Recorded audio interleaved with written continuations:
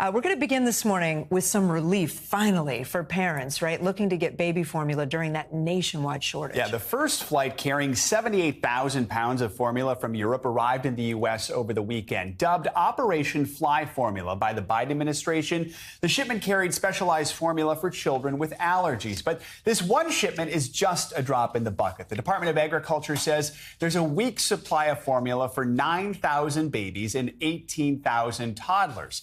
Shelves still remain mostly empty at grocery stores across the country. In New York City, the situation became so dire, Mayor Eric Adams declared a state of emergency to prevent price gouging in stores.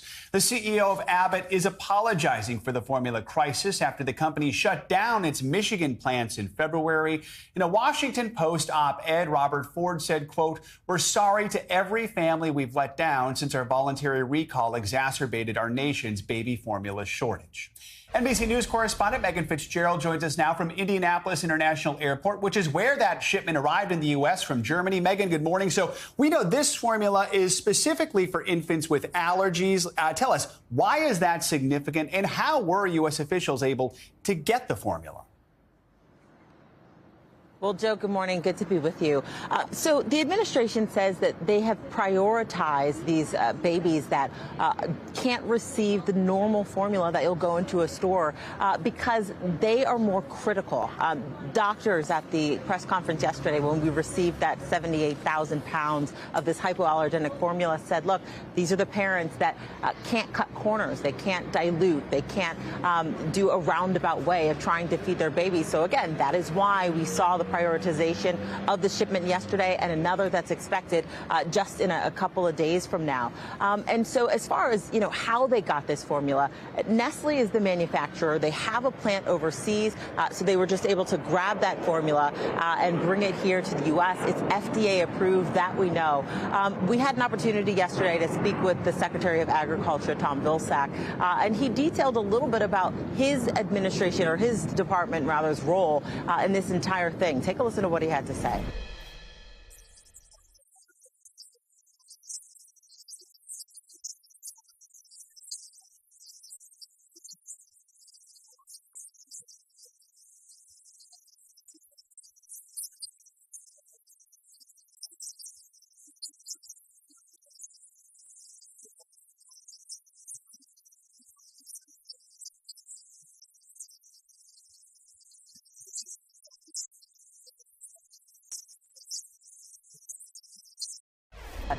The secretary basically detailed that his department was able to contribute financially to make these flights happen. He also went into detail about how we are expecting more flights in the coming days. There's one, of course, coming on Wednesday, and then in the weeks to follow, Joe. So, Megan, as those flights come in, we know many parents are desperate to get their hands on formula right now. I mean, what is the reaction you're hearing from parents about these shipments? Well, Joe, as you can imagine, these are parents who have been living for the last several weeks and continue to live in this perpetual state of fear and anxiety, not knowing when the formula is going to run out in their household. Some already have. And so while they're seeing these shipments coming into the United States, there is some reassurance. They are trying to be optimistic, but there still is that fear. I want you to listen to what one mom told me just yesterday. It is a big panic because we just don't know. Because she has that dairy allergy, we can't just supplement with anything. And she can't tolerate Similac, so we only can buy that one brand and one type for her. Or she doesn't sleep and she's in excruciating pain. So it's a battle, and it's a terrifying feeling to know that you can't find it. I think it's a huge relief. It's here. We know it's here and we know it's coming. And that was the hardest part, is knowing that it was coming, that there was going to be a solution. Now we've jumped that hurdle and we have it. We have it now, and it's known how desperately it's needed. So I personally think that it'll be distributed quicker than what we think, I hope, because I know several moms and babies around the world need it. So some optimism here, because they know that this shipment is coming. They can see that this shipment is coming, and it is in the coming days and weeks ahead. But unfortunately, Joe, this is not immediate. Parents will not be able to just walk into stores today and find replenished shelves. Still will take some time. Megan Fitzgerald in Indianapolis. Megan, thank you. In Tokyo this morning, President Biden unveiled a new economic pact meant to shore up global supply chains and counter China's influence in the Pacific. The Indo-Pacific Economic Framework, as it's called, links the U.S. and 12 regional allies into a trade bloc representing 40% of the world's economy. NBC White House correspondent Carol Lee joins us now from Tokyo. Good morning, Carol. Good to see you. So this new pact comes at a turbulent time for the U.S. economy. We don't have to tell people. Soaring inflation, plummeting stocks, all kinds of supply chain issues. We were just talking about baby formula. What would this framework do for the U.S. and our allies? Well, essentially, Kate, it is an agreement among these countries to have a discussion about negotiations toward binding agreements on trade, on supply chains, on climate change, things like that. So it's really just the first step toward what the Biden administration hopes is a broader sort of cohesive pact among these countries to stand as a check against China. Take a listen to President Biden talk about this today. This framework is a commitment to working with our close friends and partners in the region on challenges that matter most to ensuring economic competitiveness in the 21st century by improving security and trust in the digital economy, protecting workers, strengthening supply chains, and tackling corruption that robs nations of their ability to serve their citizens. The president was also asked about whether it was inevitable that the U.S. was going to slip into a recession, Kate, and he said that it was not inevitable and outlined a number of reasons why he said that. And one of them, he said, that could prevent the U.S. from slipping into a recession was if Congress would pass some of his agenda items that have been stalled for several months. There's really no sign of that happening, but the president sounding a little more optimistic than some economists out there have lately. Yeah, for sure. Well, the president also made headlines, Carol, with a remark he made about U.S. policy toward Taiwan. Take a listen to that. You didn't want to get involved in the Ukraine conflict militarily for obvious reasons.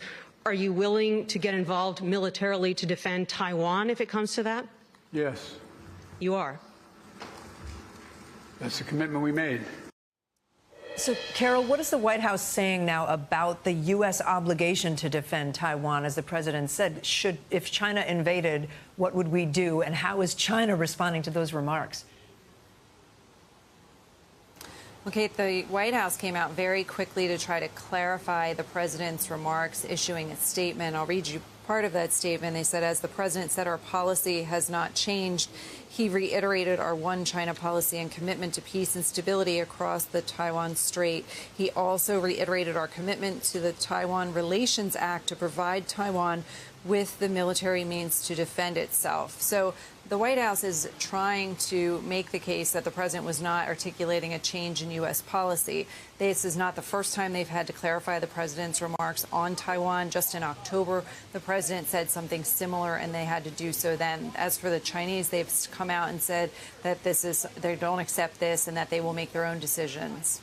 And lastly, I know we're on day 4 of a 5-day trip for the president. Give us what's expected next. Well, the last day of the president's trip on Tuesday will focus around this meeting of the Quad. That's a group called the U.S., Japan, Australia, and India. And really the main focus here, Kate, is going to be on India. There's going to be a lot of pressure on Indian Prime Minister Modi to get off the sidelines and condemn Russia's actions in Ukraine. They have been very reluctant to do that. The White House is hoping that they can change his mind. Carol Lee, thanks so much. Appreciate it. This morning, Wall Street is hoping to rebound after a rough week with the looming threat of a recession. The S&P 500 briefly dipped into bear market territory on Friday, which is defined as a 20% decrease from its high. It did climb back a little bit before the closing bell Friday, but is still down 18% year to date. And the Dow Jones fell for the 8th straight week, something that has not happened since the 1920s. Joining us now to explain what all this means for your finances is Caleb Silver. He's the editor-in-chief at Investopedia. Caleb, always good to have you with us to help us understand a lot of complicated stuff. It's easy to see these numbers and get confused or feel overwhelmed. That can make it hard to understand what exactly is going on. So help us understand, as all this chaos, what does it mean? How will it impact our bottom line? Yeah, good to be with you. And yeah, you got to go back to 1923 to see an 8-week losing streak for the Dow Jones Industrials. We're just coming off of that. We had a little rally on Friday and a little bit of a rally looks like it's percolating this morning. But that's what you get when you get these very bearish markets right now. And again, we're dancing around a bear market. What does it mean? Well, asset prices have really fallen way off, especially stocks and cryptocurrency. Why? Because we've had this change in tone from the Federal Reserve, which is raising interest rates to combat inflation. That's the only way they can do it. But in doing so, they risk putting the economy into a deep freeze. And that recession folks are talking about is because we may just stop spending. If interest rates go up, it's going to it's going to increase our borrowing costs.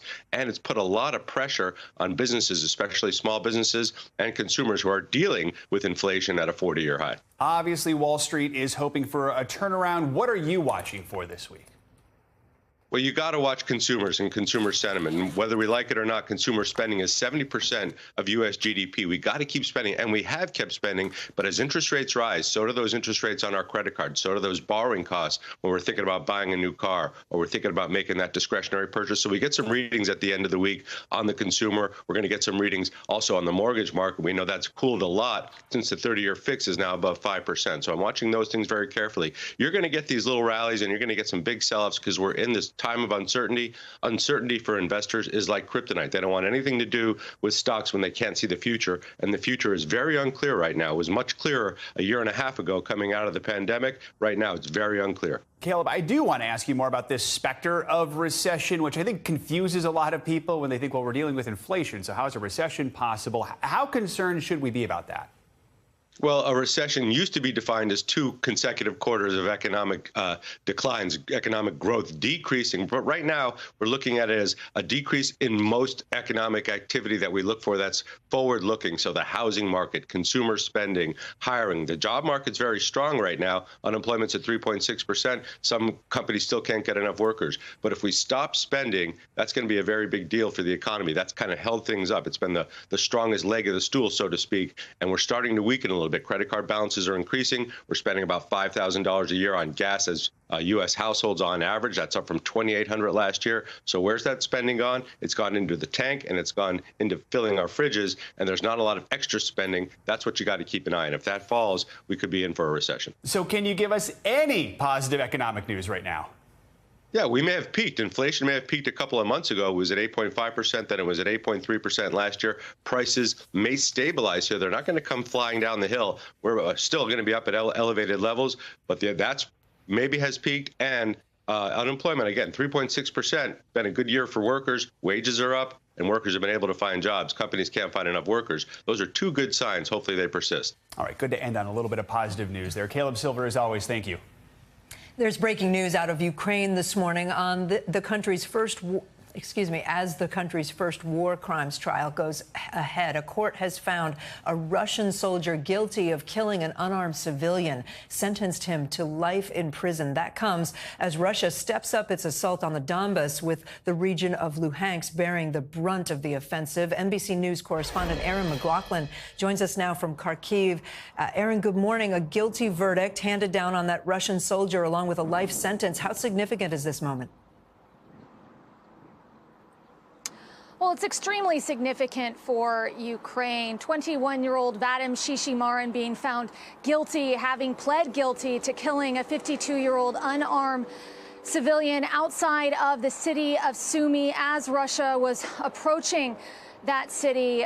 He not only pled guilty, but he also apologized to the widow of this man who was shot and killed, gunned down, according to Shishimarin, under the orders of Russian soldiers. But this is the kind of accountability that Ukrainian officials have been pushing for. There's a current sort of full court press here, especially concentrated on the areas once occupied by Russian forces that Ukrainian forces have managed to push them out of, to get in there and investigate as many of these alleged crimes as possible. We were in a village outside of the city of Kharkiv earlier today, seeing just that as prosecutors comb through the home of a 51-year-old man who was also gunned down by Russian soldiers, they allege. They exhumed his body, they examined the evidence, and speaking to the prosecutor earlier today here in Kharkiv, they also plan on moving forward with that case. The difference being, though, that they do not have any suspects identified at this time. And that's going to be a real challenge going forward for Ukraine's judicial system, given the fact that many of these atrocities were committed in occupied areas with little evidence in terms of the identification of the suspect behind the alleged murders and other atrocities, including torture. And Aaron, you're in Kharkiv, as you said, obviously the scene of a successful Ukrainian counteroffensive. What's the situation there on the ground right now? Yeah, analysts had said that Ukraine won the battle for Kharkiv, successfully pushing Russian forces away from the city, out of artillery striking range, although what we're seeing right now to the north of Kharkiv, essentially Russian forces digging in. According to Ukrainian officials this morning, they're setting up checkpoints and other infrastructure. We're also hearing a number of explosions, a number of missile strikes over the weekend. So it's very clear that Russian forces are not giving up this fight. At this point, we just yesterday were out at a local fire station speaking to fire officials. They told us within the span of 48 hours, they were fighting 10 fires that were the result of Russia's aggression, and they described how their role as firefighters has changed. Take a listen. Our work is the same, but more complicated. We continue to fight fires, but now we have to do it under constant shelling. And when we're going to the fires, it's a bit scary. But once we're on the scene, we know only we can save the people, and it's our job. I asked that firefighter, given the continued Russian aggression, if he's optimistic about the future of his city and his country. He said that he is doing everything he can to help in this fight. All right, Aaron McLaughlin, thanks so much. Let's bring in Jameel Jaffer now for more on the conflict in Ukraine. He's the founder and executive director of the National Security Institute and the former associate White House counsel to President George W. Bush. Jameel, good to have you with us. So let's start off with what we just heard from Aaron about the fighting in eastern Ukraine. Now that Mariupol has fallen to Russian forces, it's clearly important for Ukraine to defend the rest of the region and prevent Russia from gaining any more momentum with its offensive. Help us understand what's at stake in this next phase of the war. Well, look, the real challenge here for Ukraine is that Russia does now have a significant portion of its territory and is continuing to slowly gain ground. Ukrainians have done a heroic job really holding off the Russian forces. But in the long run, the Russians will be able to gain this territory and the Ukrainians won't be able to hold it. And the challenge there becomes, how does this turn out for the Ukrainians? They've made clear, President Zelensky and his advisors have made clear that no settlement is possible without Russia leaving all of Ukraine's territory. And so now the question becomes, how much more land do the Russians gain? What do they have to do to gain that land? And how many civilians are killed along the way? President Zelensky said over 100 people being killed a day in this conflict. So Ukraine's government said this weekend it's not going to agree to any type of ceasefire that's going to hand over territory to Russia or allow Russian forces to remain within Ukraine. This seems to be a sign the two countries are still quite far apart. Is there any hope of meaningful progress when it comes to peace and peace talks anytime soon? Well, that is the real challenge here, because with the Ukrainians being clear, as they should be, that their sovereignty has been invaded, that they should not have to give up any land, and Vladimir Putin recognizing that he is slowly gaining ground here over time in the regions that matter to him, and he also needs a win, right? Having been pushed back out of key parts of the country, including Kyiv, President Putin needs to show at home that he can succeed. And so there really is very little incentive for the two parties to come together right now, except for the significant amount of damage being done to civilians. And that's part of why the West needs to press these two parties together and find a process forward where they can actually get to a resolution, the Russians eventually leaving and the Ukrainians getting back their territory. And Jameel, I want to ask you about something that Aaron was just reporting on. We just found out that Russian soldier on trial for killing an unarmed Ukrainian civilian was sentenced to life in prison. Walk us through the significance of this. Do you think it signals a serious approach when it comes to holding Russia accountable for its actions in Ukraine? Well, certainly it's important that this soldier's been held accountable. He shot an unarmed man through the window of a car who was talking on a cell phone. They thought that he was reporting on him. Look, this was a completely unacceptable violation of the laws of war. At the same time, you have a 21-year-old sergeant following the directions of senior officers around him, not his immediate supervisors, but those above him. And so the question becomes, how do you hold the leadership in Russia, Vladimir Putin, his generals accountable? Yes, it's important to hold these soldiers accountable. It's the right thing that he was convicted for this war crime. At the same time, how do you ensure that this doesn't continue to happen and that the leadership gets punished? That's the larger question right there. Jameel, Jaffer, thanks so much for joining us this morning. We appreciate it.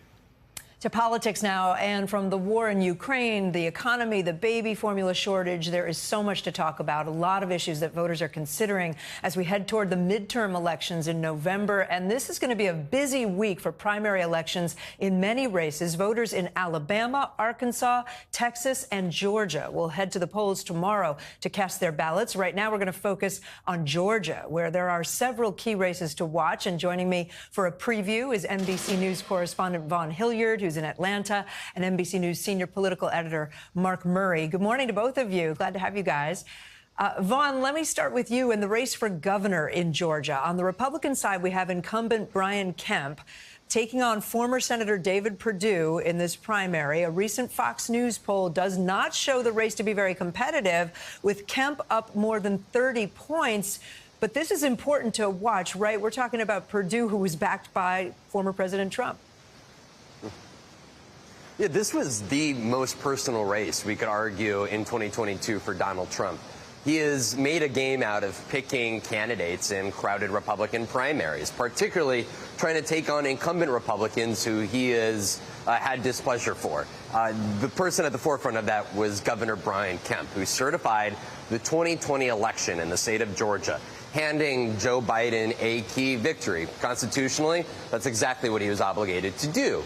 Donald Trump didn't like that, arguing a multitude of election conspiracies that he says would have overturned Georgia's election and handed him the win. Brian Kemp, though, he stood his ground and ultimately is running for re-election on other, what he would say, conservative policies, you know, whether it be from the election integrity law that he signed into law last year to the heartbeat bill he signed into law in 2019, toward his response to COVID in early 2020. And on the other hand, you've got David Perdue, who has run his campaign almost entirely on the basis that Brian Kemp was wrong to have certified the 2020 election. You look at that polling where Georgia Republicans stand right now, it's clear that they're siding with Brian Kemp, and that is the direction they are most likely to go tomorrow. I asked David Perdue about that. He said that he may lose tomorrow, but he sure will not damn lose by 30 points. What ultimately does that mean for David Perdue? It's a big question mark for Donald Trump and his influence going forward, Kate. Mark, let's look at the GOP Senate primary now in Georgia. There's a large field of candidates, including a Trump-backed candidate there in that race. Tell us about the front runners. What can we expect there? Yeah, Kate, the front runner in that contest is Herschel Walker, the former college football and NFL running back, who in the same polling that we end up seeing Brian Kemp with a large lead, Herschel Walker also has a large lead. The field also includes people like Latham Sadler, a former Navy SEAL, as well as Gary Black, who's the state's agriculture commissioner. And if it is going to be, as expected, a Herschel Walker versus Raphael Warnock race, this is going to be one of the top Senate contests in November. Obviously, every single Senate contest will be important in the 50-50 U.S. Senate, where the Republicans just need to gain one seat to end up winning control. And we're all going to be focused on what is likely shaping up to be Herschel Walker versus Raphael Warnock. That's going to be interesting. Vaughn, we don't normally talk about Secretary of State races. They don't get a lot of attention, but they are in the spotlight in this midterm election. Georgia, in particular, one of the states that decided the race for the White House in 2020. What can you tell us about the campaign there for Secretary of State? Exactly. Usually the Secretary of States are the ones who are running the elections, and we're calling up trying to track down how many ballots are left to be counted, what is voter turnout like, and yet here in 2022, their very races are at the forefront. Brad Raffensperger, he is the Secretary of State candidate whose race we are watching here in 2022. Again, like Brian Kemp, because he also certified the 2020 election. And you'll recall that famous audio recording of the phone call in which Donald Trump urged Brad Raffensperger after the 2020 election to, quote, find more votes, enough votes for Donald Trump that would have given him the win here in the state of Georgia. Brad Raffensperger, a Republican, received a lot of brushback nationally among Republicans, especially those aligned with Donald Trump, and that is what led the former president to endorse Jody Hice, a congressman here in Georgia. We expect this race to be closer here. But again, Jody Hice is one of those individuals who has propagated election conspiracies and would bring into question in the situation. The 2024 certification would ultimately come down to a Donald Trump being involved in this here. It'd be a question of whether he would certify that election or not. And Mark mentioned turnout there. More than 500,000 Georgians have already voted in the primary. That's more than double the turnout for the primary during the last election cycle. What does that tell you about how interested everybody is in Georgia? Yeah, a couple things, Kate. One, the context is that Georgia in 2021 ended up passing some voter restrictions after Joe Biden's victory in the state, as well as the Democratic wins in those Senate runoffs, giving them control of the United States Senate. And we're going to be watching just whether the ease or the difficulty of people have been able to have in casting ballots during this primary season, when obviously turnout is less than you'll end up seeing in a general election. But the other thing, Kate, is that Georgia has just been so turbocharged with politics over the last 5 years, and whether it was the special election outside of Atlanta in the first year of Donald Trump's presidency, obviously that Stacey Abrams versus Brian Kemp race in 2018, the races of 2020, the runoffs of 2021, and then all of these other races that we're watching. Georgia voters have been very busy over the last 5 years. Yeah, that's for sure. Mark, Vaughn, thanks so much for getting up early on a Monday. Appreciate it. Time to get a check on your morning news now. Weather? Michelle Grossman, good morning. Good morning, Joe. Good morning, Kate. And we had a really warm weekend in the Northeast, also the Mid-Atlantic. It felt like August for many of us. Finally, relief is on the way. We had a cold front that came through, brought the storms too yesterday. But now we're looking at really nice temperatures today. So temperatures actually below normal for many of us today. A stretch of 60s from the Central Plains, the Midwest, the Great Lakes, into the Northeast and Mid-Atlantic. So we're looking at 68 degrees in Lynchburg, Virginia, 62 in Cleveland. That is 10 degrees below what is typical for this time of year, and just 62 in Wichita. As we go throughout tomorrow, we're going to hold on to that relief. So temperatures stretching from the 60s and 70s from New England all the way down to parts of the Carolinas. We're looking at Norfolk, 68 degrees, 71 degrees in Philadelphia. That is about 6 degrees below what is average for this time of year. Then we start to warm up a bit in the Central Plains. You can see temperatures climbing into the 70s. Staying seasonal for the rest of the week, we're looking at temperatures in the 70s for New York City on Thursday, 77 on Friday. So we start to climb a little bit higher the closer we get to the unofficial start to summer. Now we're looking at some stormy weather in the south, also a soaker. So as we look at the southeast, we could see some rain in addition to the southern plains. And that's where we're expecting the severe weather today. So as we zoom in here, 6 million people at risk. Where you see the yellow, that's your slight risk. So winds gusting to 60 miles per hour. We could see some hail, and also watching the chance of a few tornadoes this afternoon and nighttime hours. Back to you guys. All right, Michelle, thanks so much. Thanks for watching our YouTube channel. Follow today's top stories and breaking news by downloading the NBC News app.